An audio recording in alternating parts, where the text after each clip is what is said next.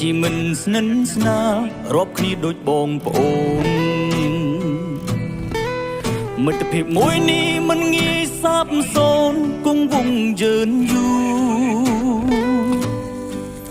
បើអ្នកណាជួបទុកលំបាកជួយជ្រោមជ្រែងគិត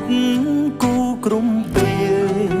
សច្ចធម៌បងប្អូនគ្មានទេខ្សែលើលួចចាក់ក្រោយខ្នងពេលខ្លាចឆ្លងអន់ចិត្តតែមិនបោះបង់គ្នាមិត្តភាពធំថែងជាងមេឃាបងប្អូនស្លាប់រួមវត្តមានឯងតែងលឹកមុខមកពេលខ្ញុំលំបាក់កំពុងជួបគ្រោះហុចដៃសង្គ្រោះជួយផុតឧបសគ្គដៃខ្ញុំត្រូវការ